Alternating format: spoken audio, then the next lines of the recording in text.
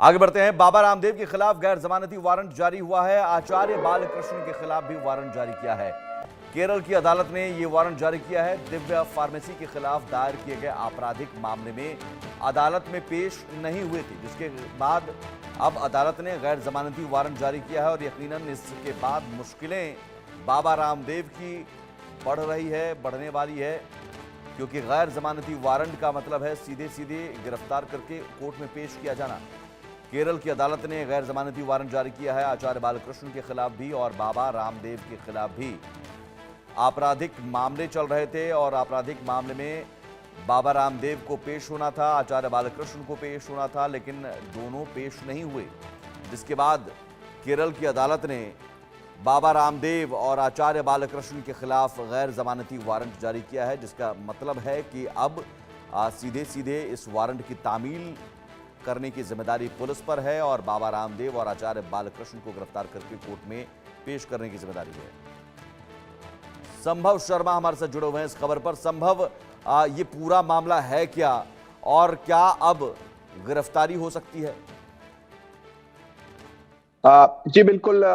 केरला की पलक्कड़ जिले की अदालत ने ये नॉन बेलेबल वारंट, गैर जमानती वारंट्स इशू किए हैं। ये वारंट्स बाबा रामदेव, आचार्य बालकृष्ण और दिव्य फार्मेसी के खिलाफ इशू किए गए हैं। ये वारंट इसलिए इशू किए गए हैं क्योंकि 15 दिन पहले इसी अदालत ने बेलेबल वारंट्स इशू किए थे और समन किया था बाबा रामदेव को, आचार्य बालकृष्ण को कि 1 फरवरी को वो पलक्कड़ की इस अदालत में अपीयर हों।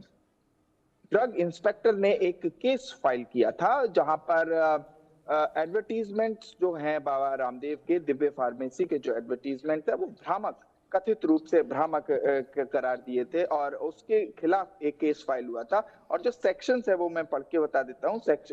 ड्रग इंस्पेक्टर ने सेक्शन 3, सेक्शन 3B और 3D the drugs and magic remedies objectionable advertisement 1954 के कानून के तहत 3 सेक्शनों में एक क्रिमिनल केस फाइल किया गया बाबा रामदेव, आचार्य बालकृष्ण के खिलाफ। उसमें केरला की अदालत ने पहले बेलेबल वारंट इशू किए कि जमानती वारंट्स की, और कहा कि बाबा रामदेव इसमें अपीयर हों। जब वो 1 फरवरी को अपीयर नहीं हुए तो अब गैर जमानती warrant, non bailable warrants issue किए हैं और 15 फरवरी तक इनको बाबा रामदेव, आचार्य बालकृष्ण और दिव्य फार्मेसी को अपीयर होने के लिए कोर्ट में कहा गया है। इन पर्सन अपीयरेंस है, मतलब इन्हें बाबा रामदेव को हरिद्वार या जहां पर भी अभी हैं वहां से डीप साउथ केरला की इस कोर्ट में जाना होगा, अपीयर होना होगा और वहां से बाद में आगे की कानूनी प्रक्रिया फॉलो करनी होगी। और साथ ही साथ ये भ्रामक विज्ञापनों की जो बात है सिर्फ केरला की कोर्ट में ही नहीं है। दिल्ली हाई कोर्ट में एक डाबर ने केस फाइल किया पतंजलि के खिलाफ कि पतंजलि का जो च्यवनप्राश है वो बेस्ट च्यवनप्राश है, उससे अच्छा च्यवनप्राश कोई और नहीं है। ऐसे एडवर्टीजमेंट पतंजलि की तरफ से किए गए और इसके खिलाफ बाबा रामदेव के खिलाफ और पतंजलि के खिलाफ एक केस फाइल हुआ दिल्ली हाई कोर्ट में। उसमें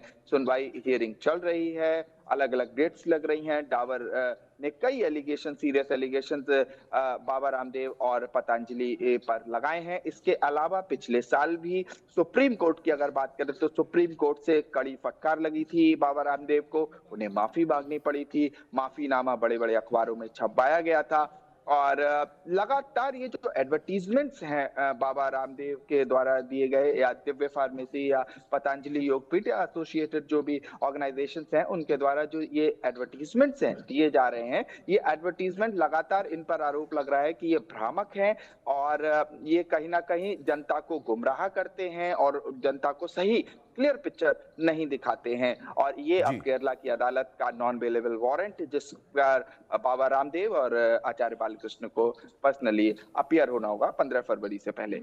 और अगर अपीयर नहीं होते हैं तो क्या गिरफ्तारी हो सकती है? और जो धाराएं लगाई गई हैं उन धाराओं में क्या सजा का प्रावधान है? जी देखिए, जो चार्जेस हैं, सबसे पहले तो ये कोर्ट के मैटर्स हैं। देखिए, कई बार क्या होता है कि कोर्ट ने सिंपल समन किया किसी को, तो अपीयरेंस दो तरह से होती है। अपीयरेंस एक तो पर्सनल होगी, इन पर्सन अपीयरेंस है, दूसरा इन कैमरा अपीयरेंस होती है, मतलब वर्चुअली अपीयर होते हैं, वीडियो कॉन्फ्रेंसिंग के थ्रू अपीयर होते हैं। अब इस केस में देखना होगा, बाबा रामदेव वीडियो कॉन्फ्रेंसिंग के थ्रू अपीयर होते हैं, क्योंकि at the end of the day rule of the law prevail होगा, और जो कानून का राज है, जो कानून संबद्ध चीजें हैं, जो कानून कहेगा उस हिसाब से चलना होगा। और ये जो नॉन बेलेबल वारंट है, इसमें स्वाभाविक है कि इसमें बेल नहीं मिलती, और इसीलिए इसका नाम नॉन बेलेबल वारंट है। और इसके लिए जो लीगल रेपरकशंस है, जो लीगली दिक्कतें बाबा रामदेव को फेस करनी पड़ सकती हैं, वो ये स्वाभाविक है कि हाँ, जेल जाना पड़ सकता है अगर केस प्रूव होता है और ये गिल्टी प्रूव होते हैं इसमें। और ये चार्जेस बेसिकली एडवर्टीजमेंट, भ्रामक एडवर्टीजमेंट को लेके हैं। तो या तो ये मामला मीडिएशन में जा सकता है, हो सकता है कि अगर ये हायर कोर्ट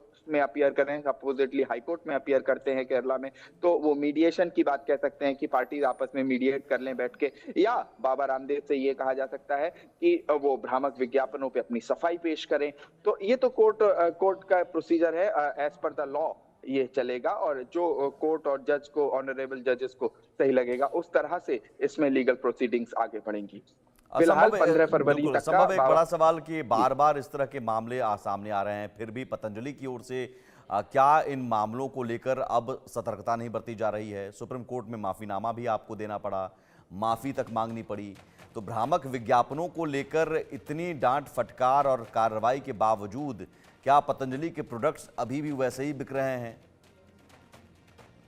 जी देखिए, मार्केट की बात करें तो स्वाभाविक है, पतंजलि का एक मार्केट बेस है। जनता, कंज्यूमर्स हैं, कंज्यूमर्स उनको खरीदते हैं, उनके प्रोडक्ट्स को खरीदते हैं और अप्रिशिएट भी करते हैं, और कहीं ना कहीं योग के क्षेत्र में भी एक योगदान तो है। लेकिन इसका बिल्कुल अर्थ ये नहीं है कि उसे फॉर ग्रांटेड लिया जाए। ये फॉर ग्रांटेड नहीं लिया जा सकता, और साथ ही साथ जो देश का कानून है उससे ऊपर नहीं उठा जा सकता। चाहे सरकार किसी की हो, जो अदालतें हैं वो अपने तरह से ही कार्य करेंगी, और अगर कोई पतंजलि के प्रोडक्ट्स को या किसी भी कंपनी के प्रोडक्ट्स को चैलेंज करता है किसी भी कोर्ट में, तो कंपनी को अपनी सफाई देनी होती है। और यहाँ पर बाबा रामदेव और पतंजलि योगपीठ और जो भी एसोसिएटेड कंपनीज हैं इस मामले में, उन्हें अपनी सफाई तो देनी ही होगी, और उसके बाद ही क्लियर होगा कि वो अपनी सफाई में क्या कहते हैं। और बहुत शुक्रिया। ठीक है, बहुत शुक्रिया संभव तमाम जानकारी के लिए। अब देखना होगा कि बाबा रामदेव और बालकृष्ण अगली हियरिंग में अपीयर होते हैं और उस अपीयरेंस में कोर्ट का रुख क्या होता है। फिलहाल यहाँ रुकेंगे एक छोटे से ब्रेक के लिए। ब्रेक